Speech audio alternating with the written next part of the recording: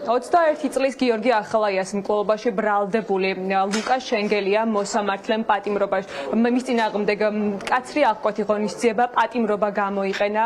სულ ცოტა ხნის წინ დასრულდა სასამართლო პროცესი და თავად ბრალდებულმა ამ სხდომაზე შეიძლება ითქვას, რომ დუმილი დაარღვია, ისაუბრა იმ და აღიარა, რომ მან ჩაიდინა ნამდვილად ეს დანაშაული და ასევე ამბობს იმასაც, რომ ინანიებს ჩადენილ დანაშაულს და მან შეიძლება ითქვას, რომ უპასუხა ბრალდების მხარის პოზიციას, რატომაც სურდა, რომ მის წინააღმდეგ ყოფილიყო პატიმრობა გამოყენებული და ერთ-ერთი მოტივაცია სწორედ იყო ის, რომ 16 მარტს მან მას შემდეგ რაც ჩაიდინა დანაშაული ადგილიდან მიიმალა, თუმცა ამ კონკრეტულ შემთხვევასაც უპასუხა ბრალდებულმა და თქვა, რომ ის იყო შეშინებული, ჰქონდა შიში, რომ შესაძლებელი ყოფილიყო, რომ პოლიციას მის წინააღმდეგ ფიზიკური ძალადობა გამოეყენებინა და სწორედ ამის გამო გაიქცა ადგილიდან, თუმცა ამის შემდეგ ის თავად თავისი ფეხით ჩაბარდა პოლიციას და აღიარა დანაშაული, ასევე ცოტა ხნის წინ სასამართლო დარბაზშიც, თუმცა მიუხედავად ამისა, მოსამართლემ მის წინააღმდეგ მკაცრი აღკვეთი ღონისძიება პატიმრობა გამოიყენა და ის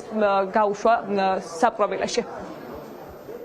ის ინციდენტი, რაც მოხდა, მე იქიდან გავიქეცი იმის დინ გაუცნობაროდ დამალული უბრალოდ შეშინებული და აპროექტული იყო. უბრალოდ მინდა მაგდრიდან მომეძებნა იმის ჩამბარებული იმის შიში თქონდა, რომ კომისიას ამი არ დაეშალა. არა გავაკეთე ამ გასწრება ყოფილიყო. ამ მიზნით მე შემოგვიდეს დაუკავშირდი ჩემო ყოველდღიურად ჩავბარ. გაქცევა რომ არ მინდოდა მე. არ დამალულები. ვაღიარ ყველაფერს.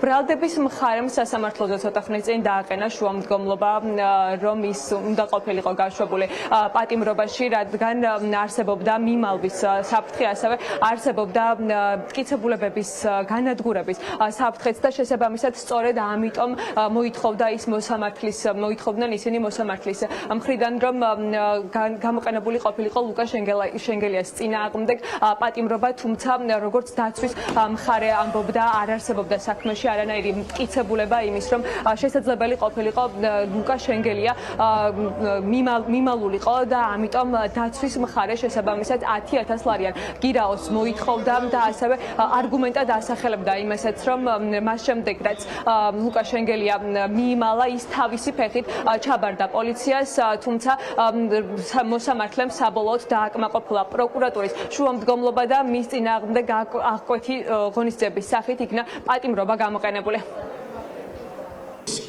პროკურატურამ მოითხოვა მის მიმართ აღკვეთი ღონისძიების სახით პატიმრობის გამოყენება, რაც გაიზიარა სასამართლომ და ყველა იმ საფუძვლით, თუმცა ჩვენ მასწავლებლებით მას შეუყვარდა აღკვეთი ღონისძიების სახით პატიმრობა.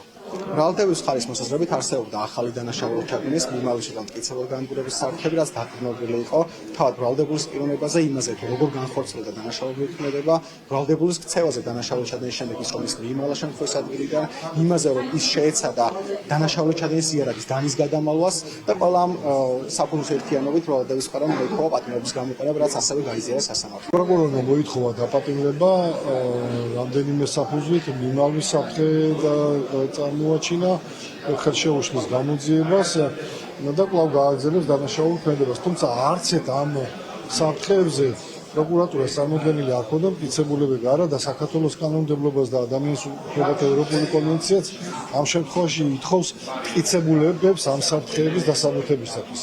ჩვენ მოვითხოვეთ გვირაო 10,000 ლარი და ამის საფუძვლები არსებობდა. დანაშაულის სიმძიმე არ არის აუცილებელი პირის დაპატიმრებისთვის, თუმცა სასამართლომ არ გაიზიარა და აღნიშნული პირი დააპატიმრა. დანარჩენს უკვე გამოძიების მსვლელობაში დაცვის მხარე შეეცდება წარმოაჩინოს მტკიცებულებები. 21 წლის გიორგი ახალაიას მკვლელობაში ბრალდებული 18 წლის ლუკა შენგელიას სასამართლო პროცესი უკვე 8 მაისს გაგრძელდება და 8 მაისს უკვე წარმოადგენს ორივე მხარე მტკიცებულებებს და ამის შემდეგ უკვე იმსჯელებს მოსამართლე თუ რამდენ წლიან პატიმრობას შეუფარდებს ლუკა შენგელიას და მის წინააღმდეგ 100 მუხლით მიმდინარეობს გამოძიება, რაც ითვალისწინებს 10-დან 15 წლამდე პატიმრობას.